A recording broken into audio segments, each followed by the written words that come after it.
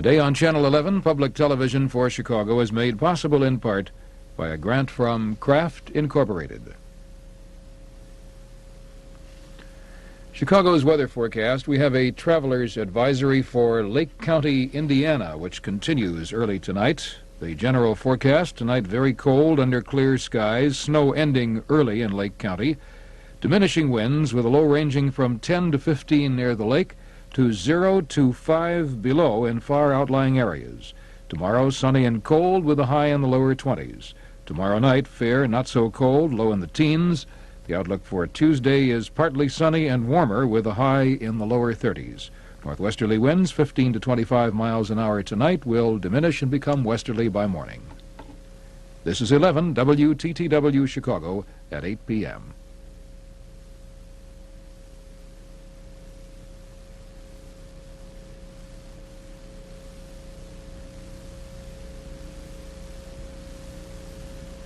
Vietnam. For people under 25, drunk driving accidents are the major cause of death. But our way of life goes on as usual. People are going to drink and people are going to drive, and if you've gotten to a bar, there's only one way to leave, and that's by your car.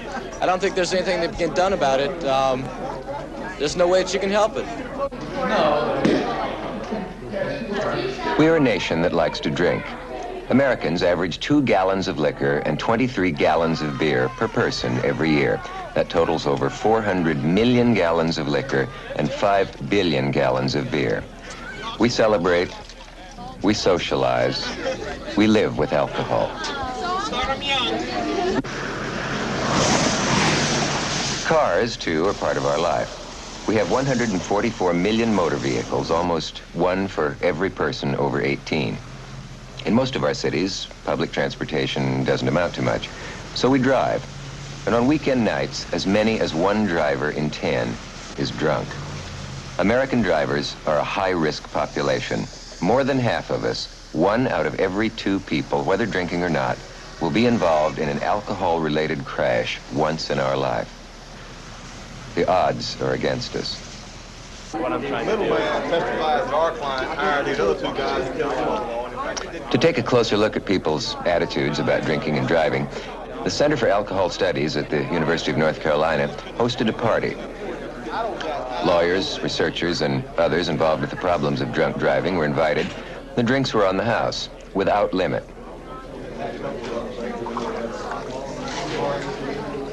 Unlike most other parties, this generosity was not dangerous. All the guests were driven home.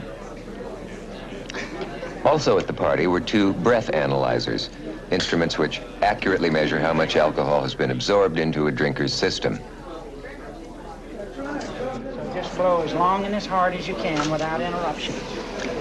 Breath analyzers are used by police departments, and their readings are accepted as evidence in court. The amount of alcohol in exhaled breath is directly related to alcohol concentration in the blood. For driving, most states have set a legal limit of 0.10%. In other words, no more than 1 part of alcohol may be present per 1,000 parts of blood. I've had 6 bubbles, and I think I could drive home, but I'd rather have somebody else drive me home. Light people reach the legal limit more quickly than heavy people. And alcohol's impact is affected by eating and by time. A 100-pound person drinking quickly on an empty stomach will go above 0.10% after 2 or 3 drinks of hard liquor or 2 or 3 beers. 3. A heavier person has more blood in his system, so the alcohol is less concentrated.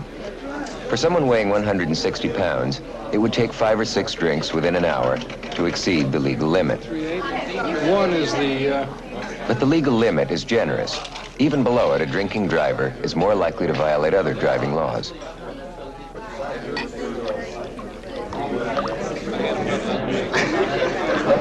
Right on the button. 0.10. Would you be willing to drive now? Yeah. At 0.1? Yes. It's against the law. That's true.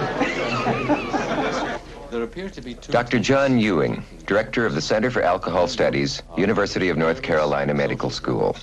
Statistics show that at a blood alcohol level of 0.08%, which is below the legal limit in most states, an individual is already 4 times more likely to be involved in a fatal automobile accident than if not drinking in this careless manner. At a level of 0.1%, the probability goes up to 7 times. At 0.15%, the probability is now 25 times. And if we take the level of 0.2%, which is the level at which most people are convicted of driving under the influence, the probability has now gone to 100 times more likelihood of being involved in a fatal automobile accident than if not drinking to excess. I'm working on my 4th drink, and I would drive, but very slowly.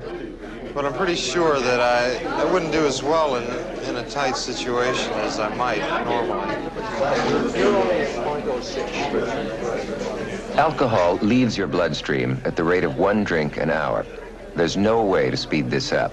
Coffee and cold showers do not help. They can make a drunk wet or wide awake, but they cannot make him sober. Most people have no idea how many drinks it takes to be legally too drunk to drive. To register 0.3% on a breath analyzer, a 150-pound person would have to have 20 drinks over a 5-hour period. We were on a jury that was trying a man that registered a 0.3 on the breathalyzer. But I had no idea how much alcohol it would take to register that much on the breathalyzer. Right, correct. We were on the trial of a fellow who's being tried for being drunk driving. The thing that really impressed me was that people across the board from all different walks of life had pretty much of a bias against the police and for the person being tried in this kind of case.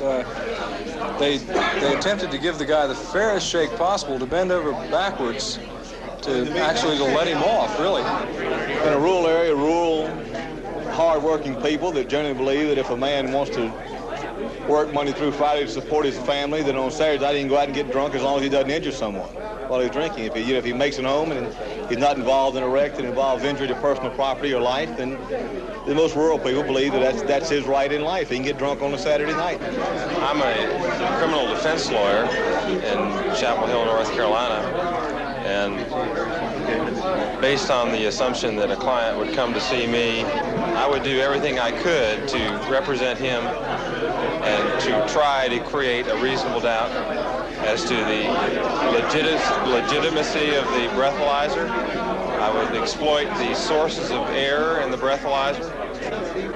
They may not be sources of error which scientifically would lead to an incorrect result on the breathalyzer, but I believe there are many potential sources of error that can be presented to the jury which can raise a reasonable doubt. Very good, Richard. You've had lots of practice, I can tell. That should do it. There's a lot of airway resistance there. That's a good sample.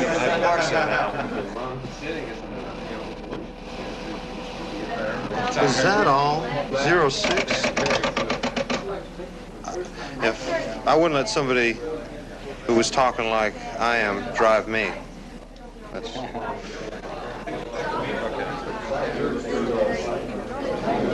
I drank 4 beers and then took the breathalyzer test and blew a .07, which was very surprising to me in that I thought I would blow higher. I typically have clients who come in and tell me that they have had 2 beers and blow a .11 or a .12. And frankly, I'll be a little more skeptical at this point. Careless social drinkers are typically apprehended only one time for driving under the influence, whereas alcoholics or problem drinkers tend to be apprehended again and again. Among drivers, 1 in 15 is a problem drinker. The man who killed my daughter had been drinking for hours. He even continued drinking after he hit her. He told me he was sorry that he didn't see her. He said he didn't see any kids, and I asked him how he could miss them. There was 75 to 100 children walking along the road that night coming from the dance. The way alcohol affects driving ability has been studied by many researchers. Dr. Robert Sekular, Northwestern University. Alcohol has about a half dozen different effects on the vision of drivers, and here we're studying just one of them. The best way to understand our experiments is to imagine that you're driving at night on an unlit road, and a car comes at you with its brights on. You know that if you look at the brights, for a few seconds afterward, you won't be able to see very well. It's as though you were driving with your eyes closed. If, however, before you got into your car, you'd had a few drinks, the same bright lights would make you blind for a good deal longer. To simulate these effects in our experiments, we ask our subjects to look at a bright light, and then, after the bright light goes off, we measure how long it takes for the person to be able to see a small, flashing light. Now, a basic finding is that when they've had alcohol, the time taken to recover is a good deal longer, sometimes on the order of 10 to 15 seconds. And one way to think about this is to imagine yourself driving down the highway with your eyes closed for 10 or 15 seconds. It's so difficult when I face reality and know that I will never hold her in my arms again.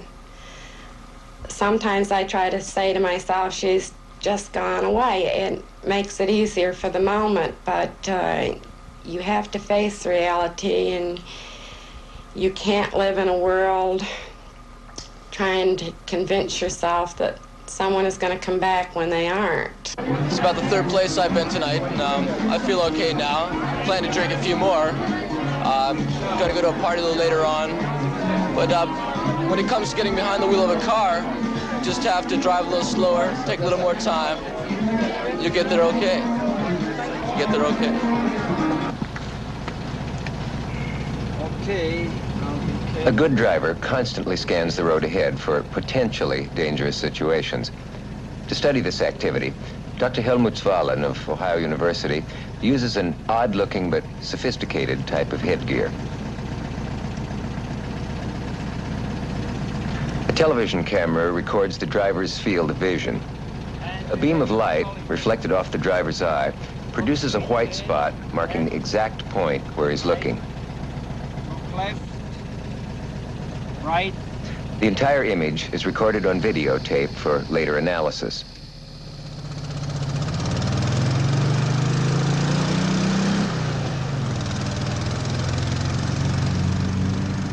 A sober driver scans the road ahead carefully.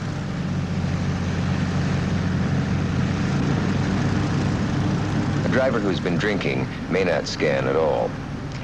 He tends to stare straight ahead, oblivious to what's happening around him.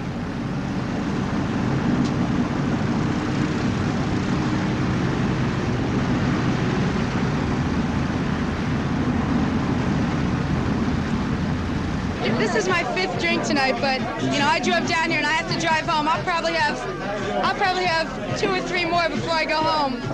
If I started to feel sick, I would definitely stop drinking, and probably I wouldn't drive, but so far that's never happened to me. When I'm driving, I never feel I'm swerving. You know, a lot of times I feel I'm a little more careful, but I never worry about it no matter how much I had to drink.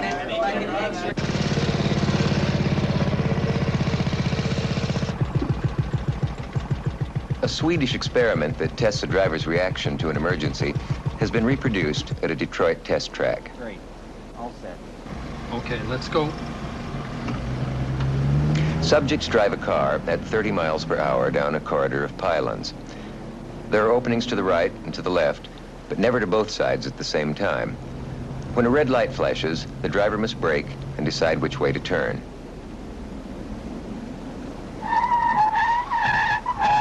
This is the kind of reaction that often saves or costs a life.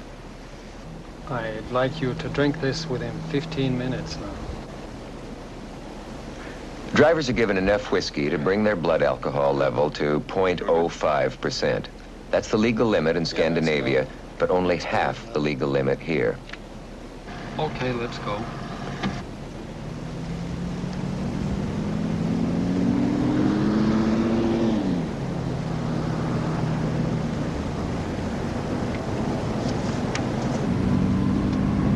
The light flashes, the driver steers quickly in the wrong direction, then tries to correct.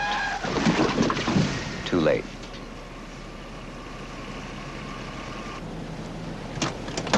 Each year, 7 million new drivers get their licenses in the United States. Most of them are new to drinking and to driving. Their instructors concentrate on mechanical skills. You come around the corner, immediately check your rearview mirror. The subject of drinking is at most a small part of the curriculum. So young drivers are left to form their ideas from what they see around them. They inherit society's tolerant attitude. There is little to challenge it.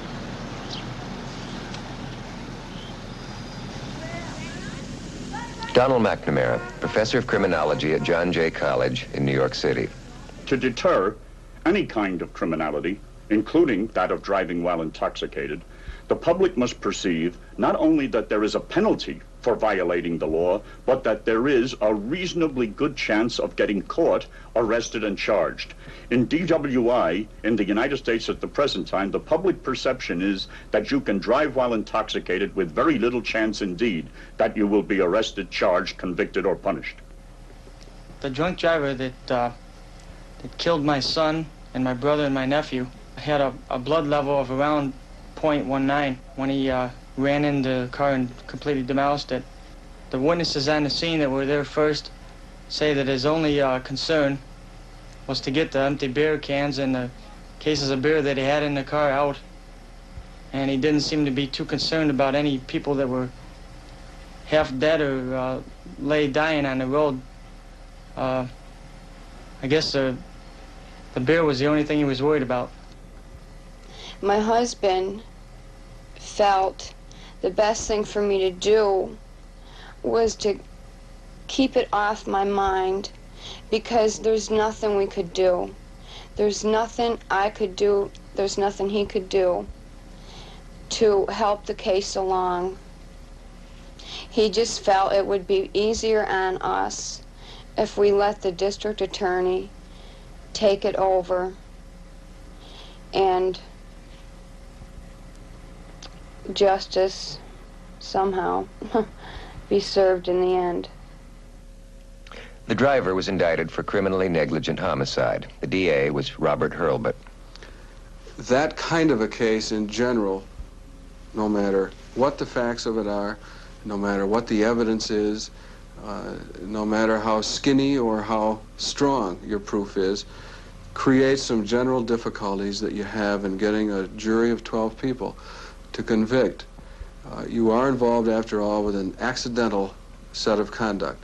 You're not involved with an intentional act, somebody walking into a liquor store and holding it up at gunpoint, or somebody breaking into somebody's house, or somebody assaulting somebody on purpose with the intent to kill them or to hurt them. You're involved with accidental conduct, and you have to try to make that into a homicide conviction.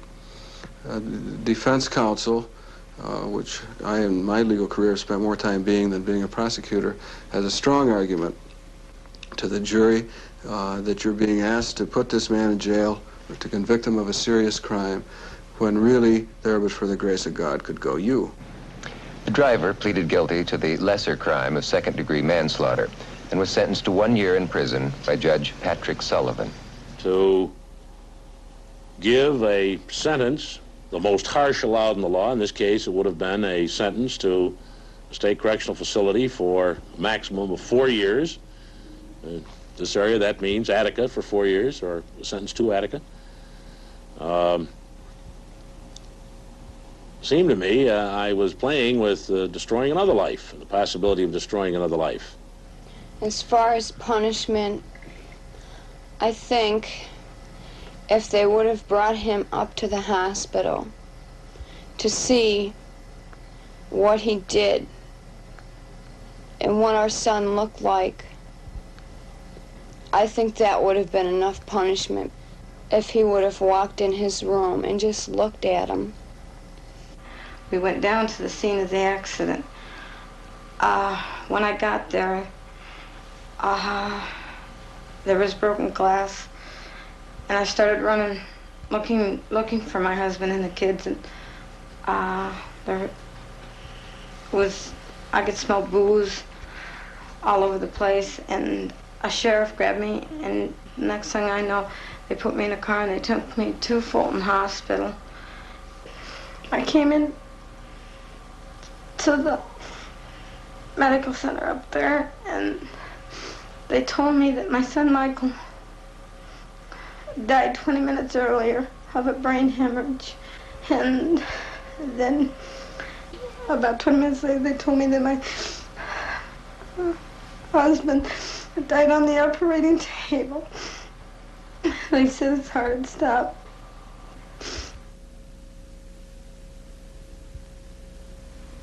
Drinking and driving are socially acceptable. I'm afraid that in some times and places they're socially prevalent. And I don't think that we're going to change people's attitudes in their social lives.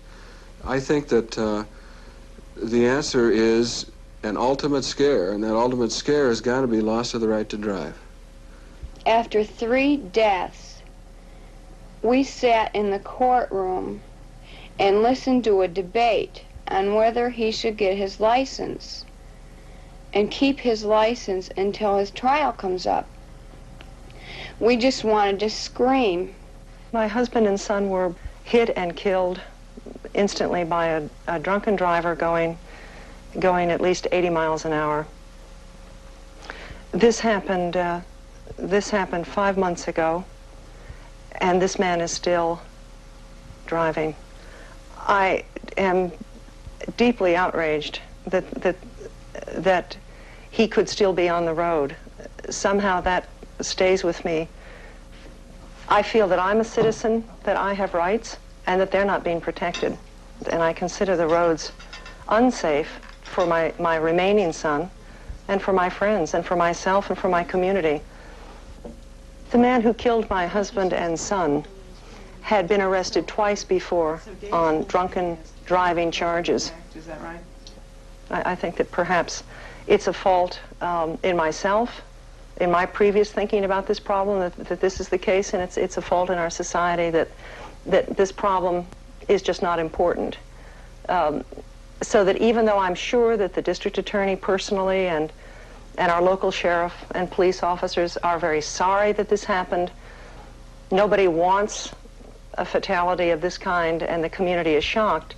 Yet the effort to pick up this man's license, to call on him and demand his license, doesn't seem to occur to anybody.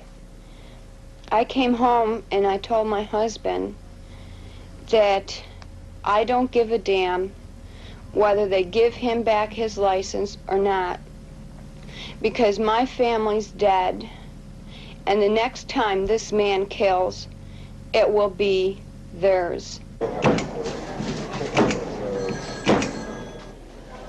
Legally, driving is a privilege, not a right. Motor vehicle bureaus have the authority to revoke a drunk driver's license without a court proceeding. This is standard practice in some countries. It is rarely done here.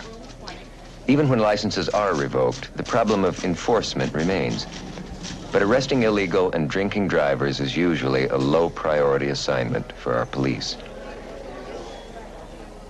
One of the reasons that the police officer will frequently not be enthusiastic about making a driving while intoxicated arrest is that unlike his arresting of a felon or a suspected felon, he is more likely to get a negative feedback when he makes a DWI. The reason for this is that the felon has few supporters within the community. The burglar or the rapist or the robber does not get community support. But the man arrested for driving while intoxicated is often a taxpayer, a homeowner, a businessman, a person with a relatively clean record. I've been stopped for speeding when I've been driving, and I've had 6 or 7 drinks, and I could talk to the police officer as though I was perfectly straight, and he never even thought to give me a breath test that I was drunk at all. Another reason why police are not as aggressive in their enforcement activity against drunk drivers is that police in general as an occupational group are, at least by reputation, heavy social drinkers themselves. That is, they work with a group of men in a sort of a camaraderie situation. They work at odd hours under stressful conditions, and over the years, a tradition of relatively heavy drinking has been built up in many departments.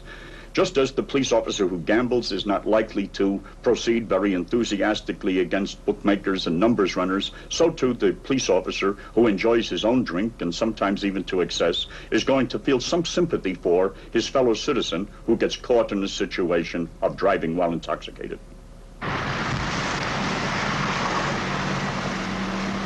On the average, each policeman arrests only 2 drunk drivers a year. Nashville, Tennessee decided to train and equip its police to arrest more.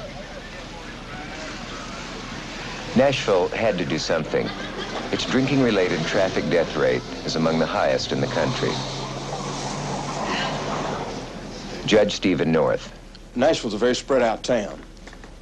Our tradition does not include taking a taxi. Just the culture is not such that people take taxis. We don't have neighborhood bars. People do not walk to a bar. Our tradition is that you drive to a place of entertainment and you drive home.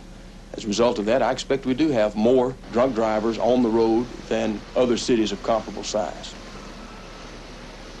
With federal funding, the city assembled and trained a special police squad.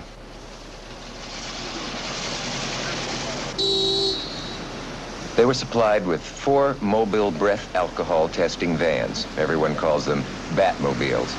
They patrol the city and are available quickly for on-the-spot tests of suspected drunk drivers. Tracking down suspects are specially trained motorcycle policemen. When one stops a driver, he summons the Batmobile, and testing can be completed in as little as 20 minutes. The old procedure took 3 hours.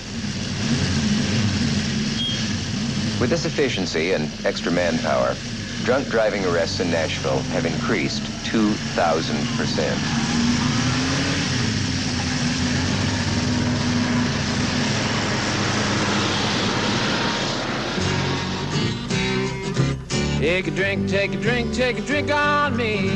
Everybody take a drink on me. Hey, hey, buddy, take a drink on me.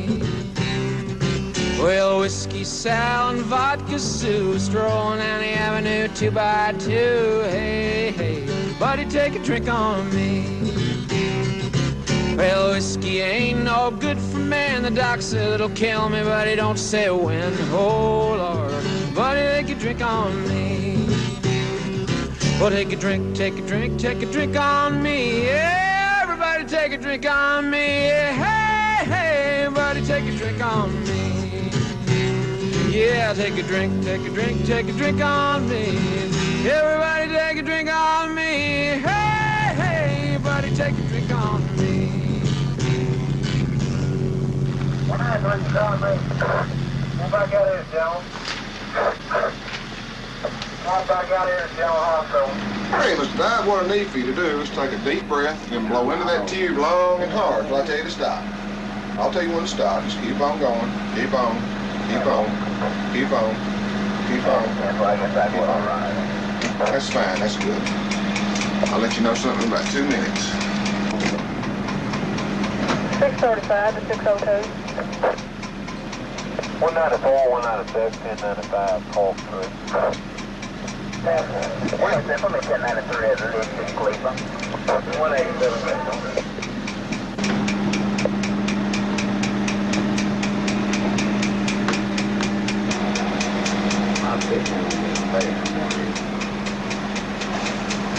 All right. Fine. You'll be okay. Just hang in here with me. Okay, Mr. Dobbs, you registered 0.02 of 1%. You know, under state law, you're allowed to go up to 10. From 10 or above that, you consider driving under the influence. So you want 22, okay? Okay, let's go downtown, see the commissioner, and we'll see what our final results are going to be, okay? Okay, dokie. Watch your step, sir. Watch your step. There you go. Good shot. What city is Batmobile in 1080? 188. Stand back.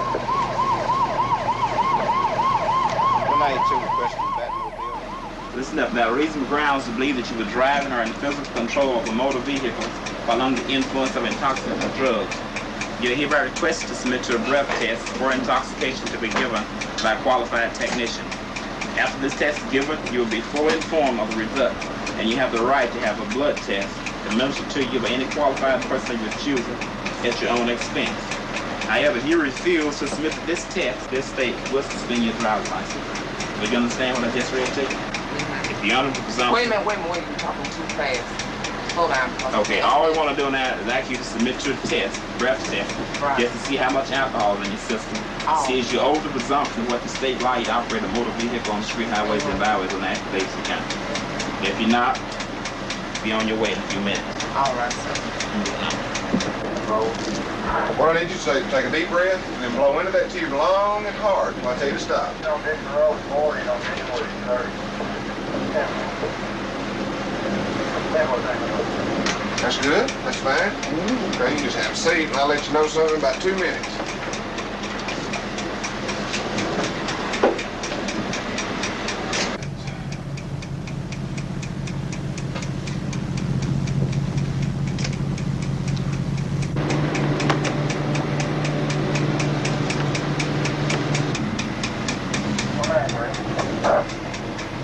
You're now registered. You've gone 10. You're over presumption. You've gone 10 already. You're going 18 and still going. I couldn't. That's impossible. You're over presumption of what the state law you operate that motor vehicle for. If you would check the car, you would see that the power steering is out of there. When you turn, you almost hit me. No, I didn't, because you don't Came all the way across. Well, will you check the power? I don't mind going to jail because I got some money to get me out. But will you please check the power steering? I just want you to do this one thing. Please, for me, sir. Well, now, the qualified technician will explain it to you what the procedures is of how much you have to drink and so forth. So listen to what he got to tell you now. No, I'm not buck drunk at all. Well, not necessarily. We're not saying you're drunk. We're saying you're driving under the influence. We're not saying you're drunk. We're saying you had too much alcohol in your blood to be driving a motor vehicle.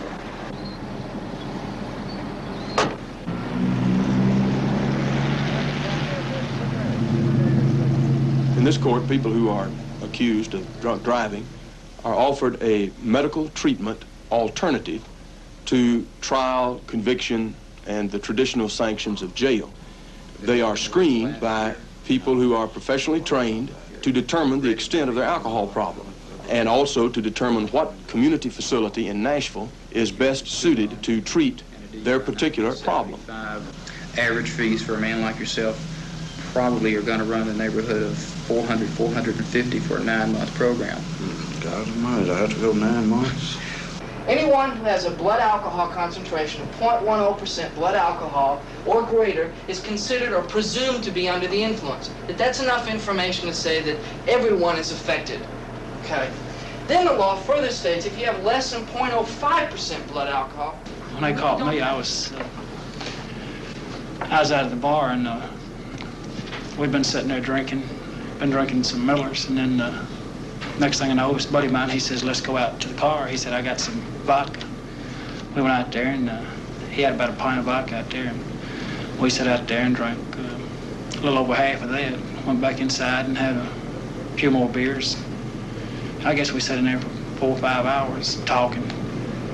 Next thing I know, I went out to my car, my brother's car, and I had some cream de mint in it. I started drinking that, and I didn't even realize I was messed up as bad as I was until we left.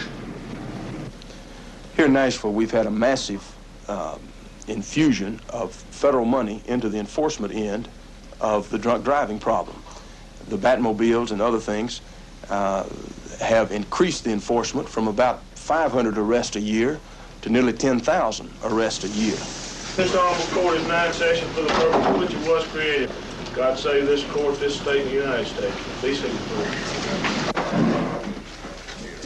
The effect of that has put a tremendous amount of pressure on the rest of the criminal justice system. First offense, and we've discussed the opportunity for him to attend the alcohol safety school, and would like to make application to do so at this time. Come around and sign the waiver. There's pressure for the cases to move quicker. There's pressure for assembly line justice. diversions from the court system, and so on. First time, Your Honor. One thing that would solve the court's problem of drunk drivers is if the public could understand what's really involved in a drunk driving arrest. You're charged with driving under the influence, so how do you plead to it? Yeah. If they could realize the humiliation that's involved in being handcuffed and taken down to the station, being booked, stripped and showered and thrown into the drunk tank, and could realize how much it would cost them to get arrested, that it would cost them several thousand of dollars in their insurance rates, that they're going to have to hire a lawyer, they're going to have to pay a bondsman, they're going to get their name in the paper. It's an expensive, humiliating experience. Step up here, Mr. Dow. Nashville police now arrest 200 drunk drivers a week, but drunk driving is still widespread. Authorities have tried to combat the problem by focusing on police work. Law enforcement is important, but attitudes are too deeply rooted to be affected by any single approach. Nowhere in the United States are education, legislation, and law enforcement combined to reduce drunk driving.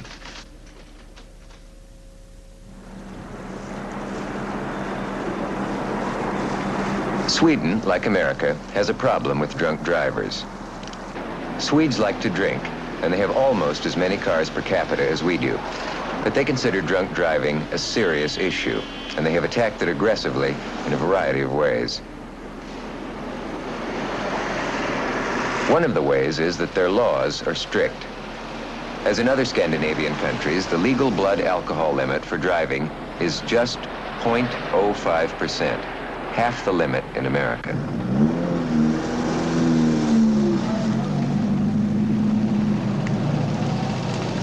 Anders Waldman, Detective Chief Inspector of the Swedish National Police. The Swedish public in general looks upon drunken driving in a very serious way, and it is considered a serious crime. And many people compare it with the raising of a deadly weapon. And the Swedish police in that respect is no exception, and therefore the enforcement of the drunken driving has received top priority within the traffic squads.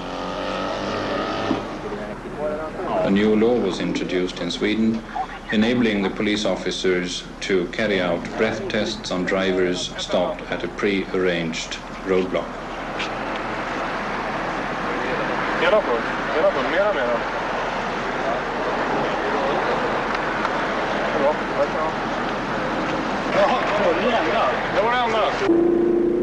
The officer in charge of this roadblock decides in advance as to how many vehicles he should bring in for the breath test, considering the traffic flow.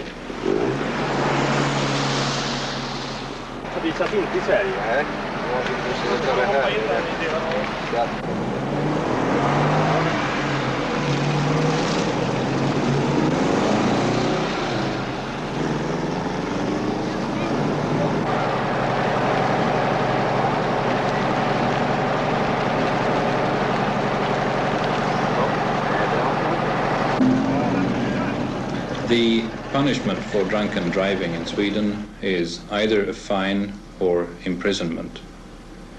A first offender who has a relatively low level of intoxication would normally get a fine. This fine depends on his annual income, that is, the more he earns, the more will he have to pay. The driver is also disqualified from driving for a period not exceeding 2 years. A second offender or a first offender with a relatively high level of intoxication would more or less automatically be given imprisonment. The imprisonment period for drunken driving is normally between 1 and 2 months. And here again, the driver is disqualified from driving for a period not exceeding 2 years.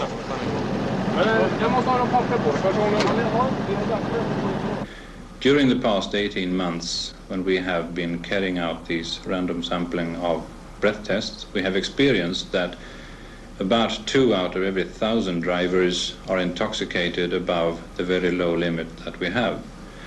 And this figure, I believe, is at least 10 times lower here than in the United States. There are, of course, many factors giving us this very low percentage.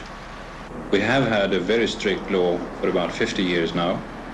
The punishment is quite severe, and the enforcement by the police of this law has been given high priority. Also, the transportation system in Sweden is fairly well organized, so any driver who wishes to go out and have a drink in the evening could use the public transport instead of using his own car.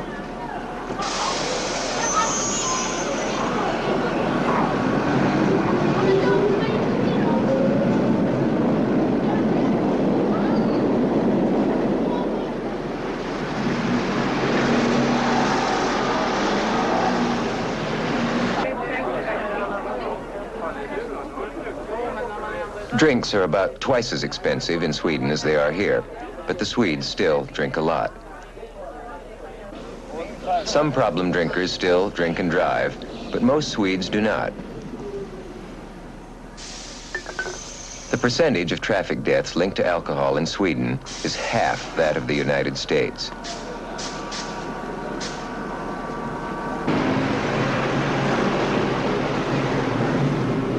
Swedes may endanger themselves as drunk pedestrians, but they rarely endanger others. Swedish attitudes on drinking and driving are formed early. Professor Lennart Goldberg of the Karolinska Institute has been a consultant for government efforts to control drunk driving. When children in schools, already in low grades, are taught about biology, and in biology about the effects of alcohol, alcohol and driving is very often taken up as a typical example. You have always some teaching about the effects of alcohol on driving in driving schools. You have questions on it in the actual driving test. And this is common knowledge. So this means that when people go to parties, most of them will think before they go to the party whether they should take the car with them, whether their wife will not drink and may drive them home, whether one of their sons or daughters may come and fetch them, and this is common. Ja, eller franska, eller eventuellt tyska program. Så skulle deras namn skriva på kontraktet. Hon har sagt det kan hjälpa till. Hon har sagt det vi pratade på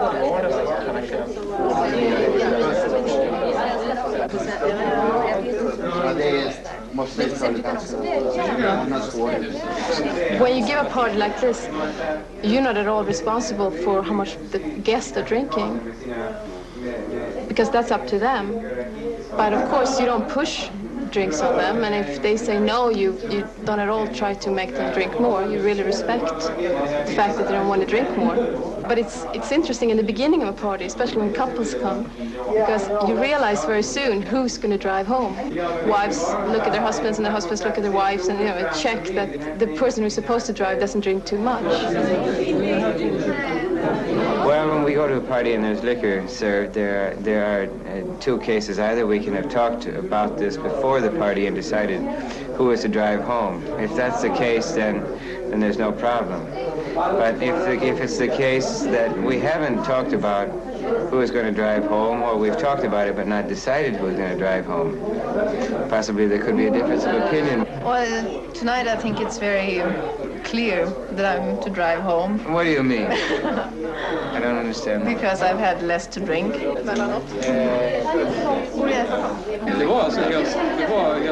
I'm an American. I've been living here about 6 years. And of course in America, I mean, ever since I started driving, we never even thought about how much we were drinking. We drove no matter how much we drank. When I came here, I found a totally different attitude. People were definitely reluctant to drink if they're going to drive because there's a good chance they could get caught. And the percentage of people who drink before they drive is very much lower here because of that. Although the people who drink a lot and get really drunk and cause a lot of trouble anyway, they probably aren't affected too much by the law. At least they're not deterred, but they do get caught and put in prison.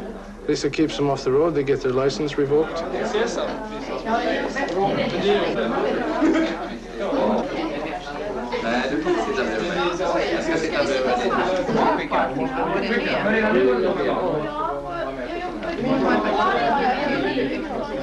If I know that I've been drinking too much, I ask someone at the party if they can drive me home, or if they can phone a taxi, or if there's a bus or anything like that I could take.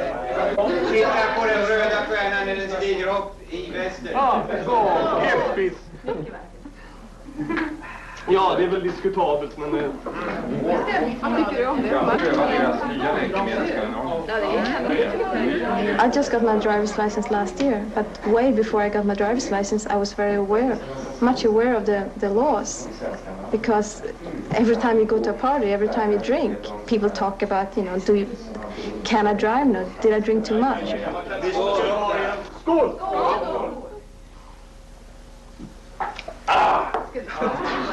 Last summer we went back to the States for a visit.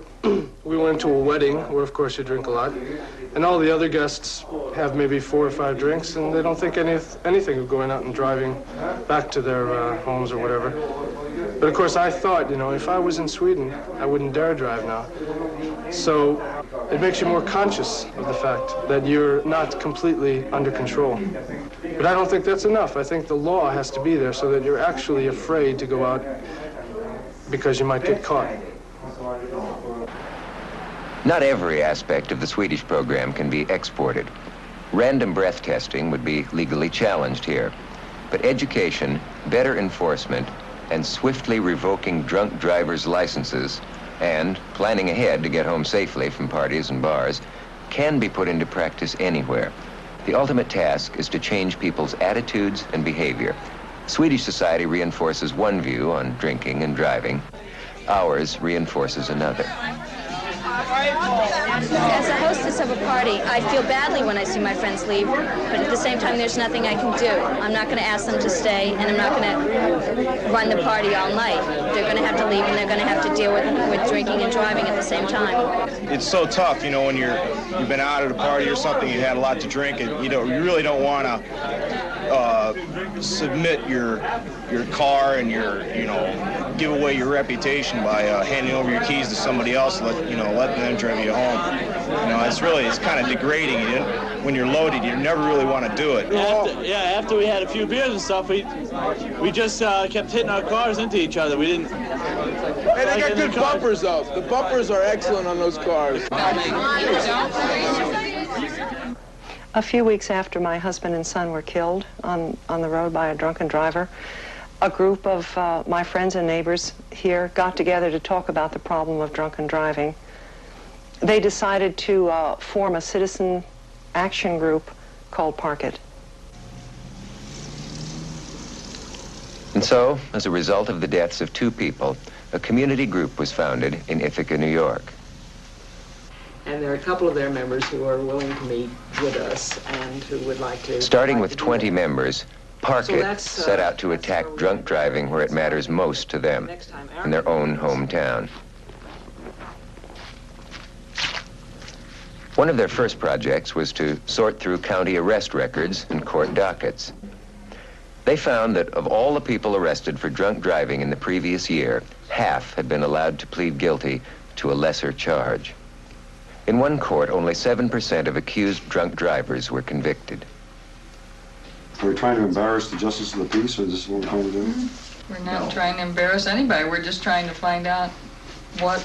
Yeah, I think the key people we want on our side are the justice of the peace. And one of the main functions was that I don't think that even some people who are concerned about the issue really realize its dimensions. How many people are involved, how frequently. What the record is, what is the problem, what is the dimensions of the problem, that's one thing. But if we want to list names in the paper, that's an entirely different ballgame, and I'm opposed to that. I think this is public record, and that we should use all the possible means, or potential means, have available all the potential necessary to bring about a change. The people in Park It, I'd like to sit down with a few of you. The county magistrates had a mixed reaction to Park It's plans. Any organization, the Park It people in drunken driving, can come in and take names. I get worried about what they're going to do with those names. So I'm going to be the first one to question my own motives. I don't think I look very good when those statistics comes out. I think I did the best I can, I don't think any of us look very good. I don't think... I'd like to interject. I'm very disturbed at the notion that we as magistrates would determine, before giving out information, how it was to be used. This is public information, and it should be made public at reasonable times to anyone who asks. I agree with Judge Dean. I know that legally they have a right to go in and get names and everything they want. But to come in and just go across the whole bunch of dockets and say, oh, it says nothing about the case, nothing about the individual, nothing about the arrest. I can't see where it's relevant as long as we're all together now and going into the future. We're not interested in denying people their civil rights. We want them to have those rights, but we want to make drunk driving a has-been situation, at least here. We know it's a state problem. We know it's a national problem. We're not interested in temperance organization. We are interested solely in seeing that drunk drivers stay off the road in this county by whatever means legally is necessary to bring this about. An overriding concern of Parkit is to reach out to other people in the community. Its members publish newsletters, they meet with police officials and journalists, and they take advantage of free time on radio and TV. People have been talking for years about stopping drunken driving. What makes you feel that your group will make it work? I guess all of us feel, just sort of as a matter of faith, if we try, something might happen. If we don't try, for sure nothing will happen. I think that a lot of the problem is a problem of public attitudes. People would think that a person that took a loaded gun on the common and started to shoot it was a criminal and ought to be locked up in jail. But somehow people think, well, someone's had too much to drink, and he says, well, I'll chance it. That's not a crime. And I think that the only way that we can have an effect is if people start to realize that that is a crime. We've all learned that there's a much wider acceptance of the drunken driver in our society, in our community, than any of us realized. Okay, give him 3 minutes in the studio, we'd like to know more about what's going on in our community. So there's an investigative wing and an educational wing and so forth. At a public meeting, city officials and Parkit members discuss the attitudes that condone drinking and driving. Well, listen. What's it loose? I gotta go. A role-playing demonstration showed the audience how to prevent their own guests from driving home drunk. The maneuver requires practice and at least 2 sober people, but it works and it helps. Robin, it's a great party. I really like it. Hey, are you going? Dinner was great. The roast beef was terrific. Yeah. Wait a second, John, but where's your coat? Oh, I got his coat. Okay. You right here. You got your keys? I got my keys. Let me see. Okay, John. Let me see, let me see. There you go. These are your keys? Here, put one I have this arm in great here. idea, John. Why don't you let me drive you home? There you go. Okay? No, No problem. I'd love to do it. My coat's right John, I'll follow in your car. Sharon can give me a ride back. See, it's no problem. We'll have a No wonderful problem. little drive. We can have a conversation. I'll see you guys in a few. Parkit is a new organization, but its efforts have already had an impact in Ithaca, New York. Similar groups and different public awareness projects have been formed in other cities. Attitudes can be changed if local concern is mobilized. Some of us will continue to drive when we should not, but the protests and programs of groups like Parkit can start to reduce drunk driving deaths and injuries if we care enough to make the effort. We were a loving and close-knit family, and in the most trivial aspects of life, it just laps at me that this has happened. When I go to brush my teeth and there are only 2 toothbrushes, and when I make plans for doing something and there's no one to talk to about it, I feel it all over again that this has happened.